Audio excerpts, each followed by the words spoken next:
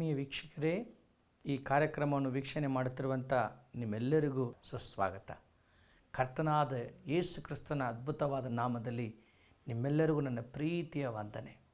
ಈ ಕಾರ್ಯಕ್ರಮದ ಮುಖಾಂತರವಾಗಿ ನೀವು ಹೊಂದಿಕೊಂಡಂಥ ಅದ್ಭುತಗಳನ್ನು ಎಷ್ಟು ಸಂತೋಷವಾಗಿ ನಮಗೆ ನೀವು ತಿಳಿಸಿದ್ದೀರಾ. ಅದನ್ನು ಕೇಳುವಾಗಲೇ ನಮ್ಮ ಹೃದಯದಲ್ಲಿ ಒಂದು ಕುತೂಹಲ, ಒಂದು ಉತ್ಸಾಹ, ಒಂದು ಸಂತೋಷ.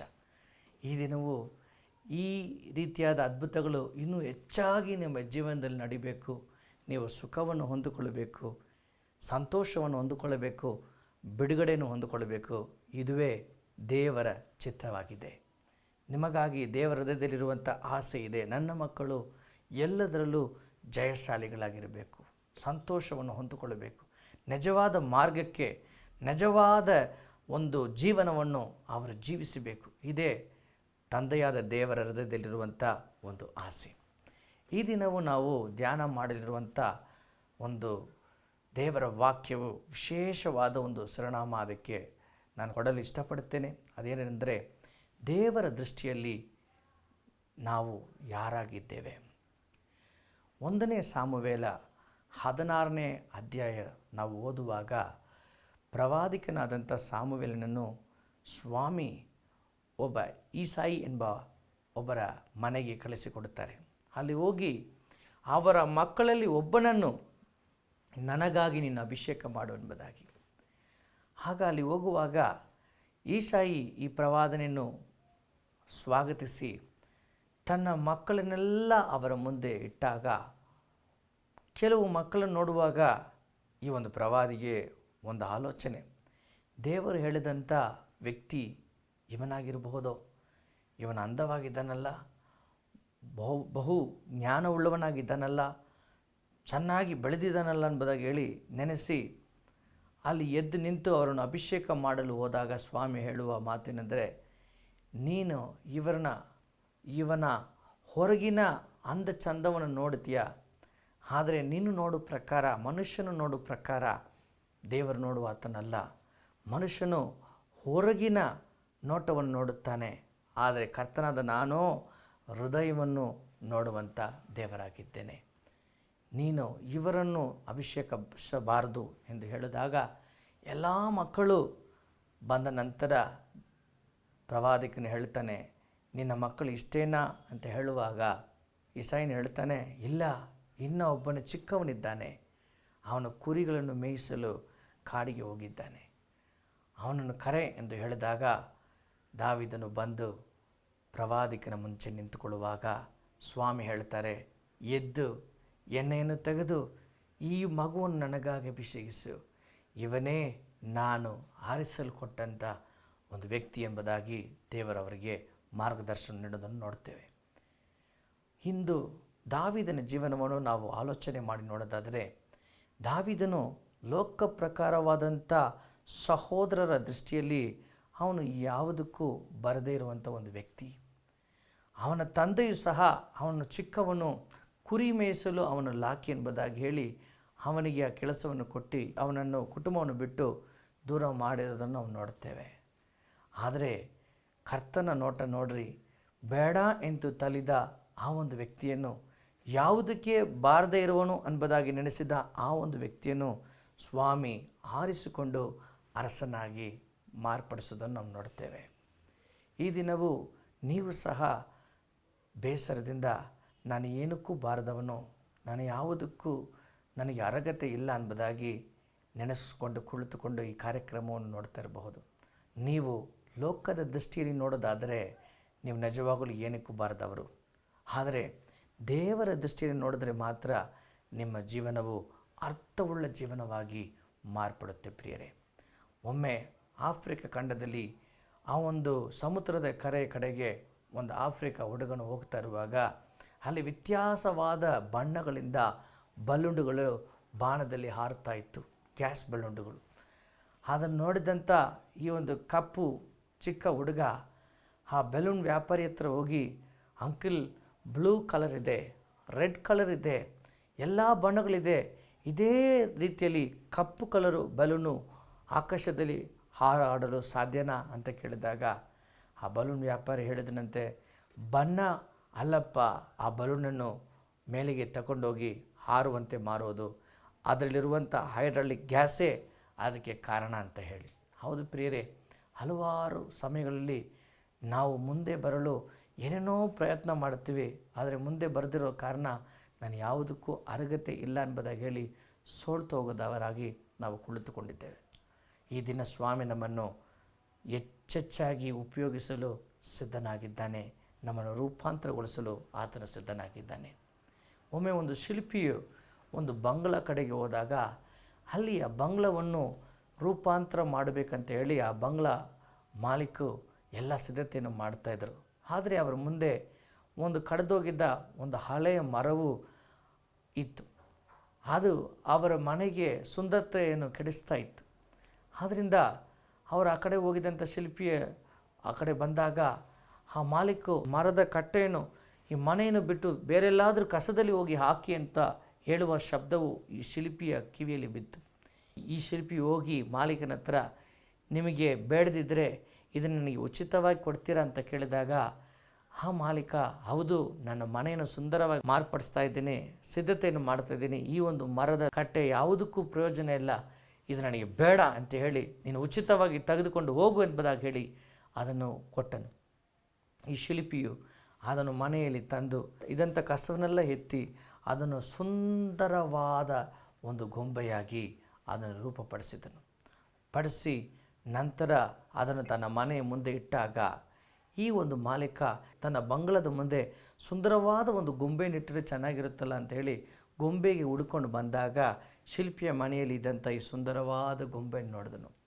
ಆ ಗೊಂಬೆಯನ್ನು ನೋಡಿ, ಇದು ಎಷ್ಟು ಚೆಂದಾಗಿದೆ, ಇದು ಎಷ್ಟು ಕಾಸಾದರೂ ಪರವಾಗಿಲ್ಲ, ಇದು ನನ್ನ ಮನೆಯ ಮುಂದೆ ಇದ್ದರೆ ಇದು ಅನೇಕರು ನೋಡಿ ಅದನ್ನು ಸಂತೋಷ ಪಡ್ತಾರೆ, ಇದು ನನ್ನ ಮನೆಗೆ ಸುಂದರತೆಯನ್ನು ತರುತ್ತದೆ ಎಂಬುದಾಗಿ ಹೇಳಿ ಶಿಲ್ಪಿಯ ಹತ್ರ ಬಂದು ಹೆಚ್ಚೆಚ್ಚಾಗಿ ದುಡ್ಡನ್ನು ಕೊಟ್ಟು ಆ ಒಂದು ಮರದ ಕಟ್ಟಿಂದ ಉಂಟಾಗಿರುವಂಥ ಸುಂದರವಾದ ಗೊಂಬೆಯನ್ನು ತನ್ನ ಮನೆಯ ಮುಂದೆ ಇಟ್ಟನು. ಯಾವುದನ್ನು ಕಸ ಯಾವುದಕ್ಕೂ ಬೇಡ ಅಂತ ಬಿಸಾಕಿದನೋ ಅದೇ ಕಾರ್ಯವನ್ನು ಶಿಲ್ಪಿ ಕೈಯಲ್ಲಿ ಆ ಕಟ್ಟೆ ಹೋದಾಗ ಅದನ್ನು ರೂಪಾಂತರಗೊಳಿಸಿ ಸುಂದರವಾಗಿ ಮಾರ್ಪಡಿಸಿ ಹೆಚ್ಚೆಚ್ಚಾಗಿ ಬೆಳೆ ಹೋಗುವಂಥ ವಸ್ತಾಗಿ ಆ ಶಿಲ್ಪಿ ಅದನ್ನು ಮಾರ್ಪಡಿಸಿದನು. ಹೌದು ಪ್ರಿಯರೇ, ನೀವು ಲೋಕದ ಕಡೆಗೆ ನೀವು ಹೋಗೋದಾದರೆ ಲೋಕವು ನಿಮ್ಮನ್ನು ಏನಕ್ಕೂ ಬಾರದವನೆಂಬುದಾಗಿ ತಳ್ಳಿಬಿಡುತ್ತದೆ. ಆದರೆ ನಿಮ್ಮನ್ನು ಸೃಷ್ಟಿ ಮಾಡಿದಂಥ ದೇವರ ಕಡೆಗೆ ನೀವು ಬರುವಾಗ ಆ ಶಿಲ್ಪಿಯು ಆ ಒಂದು ಕಟ್ಟೆಗೆ ಮಾಡಿದ ರೀತಿಯಲ್ಲಿ ದೇವರು ನಿಮ್ಮನ್ನು ರೂಪಾಂತರಗೊಳಿಸಿ ಹೆಚ್ಚೆಚ್ಚಾಗಿ ಬೆಳಗ್ಗೆ ಹೋಗುವಂಥ ಒಂದು ವಸ್ತಾಗಿ, ಎಲ್ಲರೂ ನೋಡಿ ನಿಮ್ಮನ್ನು ಮೆಚ್ಚಿಕೊಳ್ಳುವಂಥ ಒಂದು ವಸ್ತಾಗಿ ನಿಮ್ಮನ್ನು ಬದಲಾಯಿಸಲು ಆತನು ಶಕ್ತನಾಗಿದ್ದಾನೆ. ದಾವೀದನ ಬಗ್ಗೆ ನೋಡಿ, ದಾವೀದನ ಅಮೂಲ್ಯತೆ, ದಾವೀದನ ಶ್ರೇಷ್ಠತೆ ಅವರ ತಂದೆಗೆ ಗೊತ್ತಿಲ್ಲದೆ ಹೋಯಿತು. ಆದ್ದರಿಂದ ದಾವೀದನಿಗೆ ಕುರಿ ಮೇಯಿಸುವ ಕೆಲಸವನ್ನು ಕೊಟ್ಟನು. ಅವರ ಅಣ್ಣಂದಿಯರಿಗೂ ಅರಸನ ಮನೆಯಲ್ಲಿ ಕೆಲಸ ಮಾಡುವಂತೆ ಅವರಿಗೆ ಚೆನ್ನಾಗಿ ಅವರನ್ನು ಸಿದ್ಧಪಡಿಸಿದ್ದನು. ಅವರ ಸಹೋದರನಿಗೆ ದಾವೀದನ ಕುರಿತು ಅಷ್ಟು ಏನು ಗೊತ್ತಿರಲಿಲ್ಲ. ಅವರು ಆತನನ್ನು ಕುರಿಗಳನ್ನು ಮೇಯಿಸುವಂಥ ಒಬ್ಬ ಕುರುಬನಾಗಿ ನೋಡಿದರು. ಆದರೆ ದೇವರ ನೋಟ ಆ ಕುರುಬನಾಗಿ ಇದ್ದಂಥ ದಾವೀದನ ಮೇಲೆ ಬಂದಾಗ ಆತನ ಇನ್ನು ಮುಂದೆ ಕುರಿಯನ್ನು ಮೇಯಿಸುವ ಕುರುಬನಲ್ಲ, ನನ್ನ ಜನರನ್ನು ಆಳುವ ಅರಸನಾಗಿದ್ದಾನೆ ಎಂಬುದಾಗಿ ಸ್ವಾಮಿ ಅವನ ಜೀವನವನ್ನು ಮಾರ್ಪಡಿಸಿದರು. ದಾವೀದನ ಜೀವನದಲ್ಲಿ ಇಷ್ಟೊಂದು ಬದಲಾವಣೆ ಬರಲು ಕಾರಣವೇನೆಂದು ನೋಡುವಾಗ, ಆತನು ಕುರಿಗಳನ್ನು ಮೇಯಿಸುವ ಕೆಲಸ ಮಾಡಿದರೂ ಆ ಕೆಲಸದ ಸ್ಥಳಗಳಲ್ಲಿ ದೇವರನ್ನು ಎಡೆಬಿಡದೆ ಸ್ತುತಿಸುವಂಥ ವ್ಯಕ್ತಿ, ದೇವರನ್ನು ಹುಡುಕುವ ಒಂದು ವ್ಯಕ್ತಿ, ದೇವರ ಮೇಲೆ ಅಧಿಕವಾಗಿ ಪ್ರೀತಿಯನ್ನು ಇಟ್ಟಿದಂಥ ವ್ಯಕ್ತಿ. ಅಪೊಸ್ತಲ ಕೃತ್ಯಗಳು 13:22 ಹೇಳುತ್ತದೆ, ದೇವರ ಹೃದಯವನ್ನು ಮೆಚ್ಚಿದಂಥ ಒಂದು ಮನುಷ್ಯನು. ಹೌದು ಪ್ರಿಯರೇ, ಈ ಒಂದು ಸುಂದರವಾದ ದಾವೀದನ ಸ್ವಾಮಿ ಯಾವ ರೀತಿಯಲ್ಲಿ ಹೆಚ್ಚೆಚ್ಚಾಗಿ ಆಶೀರ್ವದಿಸಿದ್ರು ನೋಡಿ. ದೇವರನ್ನು ನೀವು ಹುಡುಕೋದಾದರೆ, ದೇವರನ್ನು ನೀವು ಸ್ತುತಿಸೋದಾದರೆ, ದೇವರನ್ನು ನೀವು ಪ್ರೀತಿಸೋದಾದರೆ, ನೀವು ಕುರುಬನಾಗಿದ್ದರೂ ನಿಮ್ಮನ್ನು ಅರಸನಾಗಿ ಮಾರ್ಪಡಿಸಲು ಆತನು ಶಕ್ತನಾಗಿದ್ದಾನೆ. ನಮ್ಮನ್ನು ಕಸದಿಂದ ಪ್ರಭುಗಳ ಜಾಗಕ್ಕೆ ಸೇರಿಸಲು ಆತನು ಶಕ್ತನಾಗಿದ್ದಾನೆ. He is ready to lift us from the place of pit to the palace. ಹೌದು ಪ್ರಿಯರೇ, ಈ ದಿನವೂ ನೀವು ಸ್ವಾಮಿಗೆ ನಿಮ್ಮನ್ನು ಒಪ್ಪಿಸಿಕೊಡ್ರಿ. ಲೋಕದ ಕಡೆಯಲ್ಲಿ ನೀವು ಏನಕ್ಕೆ ಬಾರದಿರೋರಾಗಿರ್ಬೋದು, ಲೋಕದ ದೃಷ್ಟಿಯಲ್ಲಿ ನೀವು ಪಾಪಿಯಾಗಿರ್ಬೋದು, ಲೋಕದ ದೃಷ್ಟಿಯಲ್ಲಿ ನೀವು ಶಪಿಸಲ್ಪಟ್ಟಂಥ ಒಂದು ವ್ಯಕ್ತಿಯಾಗಿರ್ಬೋದು. ಆದರೆ ದೇವರ ದೃಷ್ಟಿಯಲ್ಲಿ ನೀವು ಅಮೂಲ್ಯವಾದ ಒಂದು ವ್ಯಕ್ತಿಯಾಗಿದ್ದೀರಾ. ಕಾರಣವೇನೆಂದರೆ ನಿಮ್ಮನ್ನು ರಕ್ಷಿಸೋಕ್ಕಾಗಿ, ನಿಮ್ಮನ್ನು ಗುಣಪಡಿಸೋಕ್ಕಾಗಿ, ನಿಮ್ಮನ್ನು ಹೆಚ್ಚಿಸೋಕ್ಕಾಗಿ ಸ್ವಾಮಿ ತನ್ನ ಪ್ರಾಣವನ್ನು ಸಿಲುಬೆಯಲ್ಲಿ ಕೊಟ್ಟಿದ್ದಾನೆ. ಈ ದಿನ ಲೋಕದ ದೃಷ್ಟಿಯಲ್ಲಿ ನೀವು ಬದುಕಲು ಇಷ್ಟಪಡ್ತೀರೋ ಅಥವಾ ದೇವರ ದೃಷ್ಟಿಯಲ್ಲಿ ಬದುಕಲು ಇಷ್ಟಪಡ್ತೀರೋ ನಿರ್ಧಾರ ನಿಮ್ಮ ಕೈಯಲ್ಲಿ. ದೇವರ ದೃಷ್ಟಿಯು ಪ್ರೀತಿಯುಳ್ಳ ದೃಷ್ಟಿಯು. ದೇವರ ನೋಟವು ನಿಮ್ಮನ್ನು ಹೇಗಾದರೂ ಉನ್ನತವಾದ ಸ್ಥಿತಿಗೆ ತರಬೇಕು. ಅದೇ ದೇವರ ಚಿತ್ತವು. ಈ ದಿನವನ್ನು ನಾವು ಪ್ರಾರ್ಥಿಸೋಣ. ಕರ್ತನ ಕರಗಳು ನಿಮ್ಮ ಮೇಲೆ ಇಳಿದು ಬರ್ತಿದೆ. ದಾವೀದನ್ನು ಆಶೀರ್ವದಿಸಿದಂಥ ದೇವರು, ದಾವೀದನ್ನು ಉನ್ನತ ಸ್ಥಿತಿಗೆ ತಂದಂಥ ದೇವರು, ದಾವೀದನ್ನು ಹೆಚ್ಚೆಚ್ಚಾಗಿ ಎಲ್ಲರೂ ಕಾಣುವಂತೆ, ಎಲ್ಲರೂ ಆಶ್ಚರ್ಯಪಡುವಂತೆ ಆತನನ್ನು ಉನ್ನತ ಸ್ಥಿತಿಗೆ ತಂದ ದೇವರು ನಿಮ್ಮ ದೇವರಾಗಿದ್ದಾನೆ. ಪ್ರಾರ್ಥಿಸೋಣ. ಪರಲೋಕದ ತಂದೆಯೇ, ದಾವೀದನನ್ನು ತನ್ನ ತಂದೆ, ತಾಯಿ, ಮಕ್ಕಳು ಎಲ್ಲರೂ ಕುರುಬನಾಗಿ ನೋಡಿದರು. ಆದರೆ ನೀನು ಆತನನ್ನು ಅರಸನಾಗಿ ನೋಡಿ ಅರಸನಾಗಿ ಮಾರ್ಪಡಿಸಿದೆಯಾ ಸ್ವಾಮಿ. ಕುರುಬನಾಗಿದ್ದತನನ್ನು ಅರಸನಾಗಿ ಮಾರ್ಪಡಿಸಿದಂಥ ದೇವರೇ, ನಿನ್ನಿಂದ ಎಲ್ಲವೂ ಸಾಧ್ಯ ಸ್ವಾಮಿ.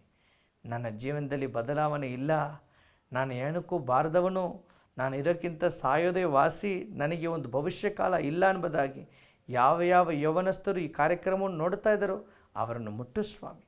ಅವರಿಗೆ ಭವಿಷ್ಯದ ನಂಬಿಕೆಯನ್ನು ನೀಡು ಸ್ವಾಮಿ. ದಾವೀದನ ದೇವರು ನನ್ನ ದೇವರಾಗಿದ್ದಾನೆ, ನನ್ನನ್ನು ಆತನು ಉನ್ನತ ಸ್ಥಿತಿಗೆ ತರಲು ಶಕ್ತನು ಎಂಬುದಾಗಿ ಅವರು ನಂಬುವಂತೆ ಈ ದಿನ ಒಂದು ಅದ್ಭುತ ಮಾಡು ಸ್ವಾಮಿ. ಕುಟುಂಬಗಳಲ್ಲಿ ಸಮಾಧಾನವನ್ನು ದಯಪಾಲಿಸು, ಸಮಾಧಾನವನ್ನು ದಯಪಾಲಿಸು. ಶೇಖರ್, ಕರ್ತನ ಕರಗಳು, ಕರ್ತನ ಶಕ್ತಿಯು ನಿಮ್ಮ ಮೇಲೆ ಇಳಿದು ಬರ್ತಿದೆ. ಬ್ರದರ್ ಶೇಖರ್ ಸ್ವಾಮಿ, ನಿಮ್ಮನ್ನು ಮುಟ್ಟುತ್ತಿರೋದನ್ನು ಆತ್ಮದಲ್ಲಿ ನೋಡ್ತಾ ಇದ್ದೀನಿ. ಬಿಡುಗಡೆಯನ್ನು ಹೊಂದಿಕೊಳ್ಳಿ. ಅಂಥೋನಿ ಸ್ವಾಮಿ, ಕರ್ತನ ನಿಮ್ಮನ್ನು ಮುಟ್ಟುತ್ತಿದ್ದಾರೆ. ಈಗಲೇ ಬಿಡುಗಡೆಯನ್ನು ಹೊಂದಿಕೊಳ್ಳಿ. Thank you Lord Jesus, thank you Lord Jesus. Margaret, ಹಲವಾರು ಕೆಟ್ಟ ಕನಸುಗಳು ನಿಮಗೆ ಬರುತ್ತಿದೆ. ನಿದ್ದೆ ಇಲ್ಲದೆ ನೀವು ಕಷ್ಟಪಡ್ತಿದ್ದೀರಾ. ಈಗಲೇ ಆ ದುರಾತ್ಮ ಶಕ್ತಿ ನಿಮ್ಮನ್ನು ಬಿಟ್ಟು ಹೊರಗೆ ಹೋಗೋದನ್ನು ನೋಡ್ತಾ ಇದ್ದೀನಿ. Thank you Lord, thank you Lord. ಒಬ್ಬೊಬ್ಬರನ್ನು ಮುಟ್ಟಿದ್ದಕ್ಕಾಗಿ ಸ್ತೋತ್ರ. ಸ್ಯಾಮ್ಯುಯಲ್, ನಿಮ್ಮನ್ನು ಸ್ವಾಮಿ ಮುಟ್ಟುತ್ತಿದ್ದಾರೆ. ಕರ್ತನಿಗಾಗಿ ನಿಮ್ಮನ್ನು ಒಪ್ಪಿಸಿಕೊಟ್ಟಿದ್ದೀರಾ.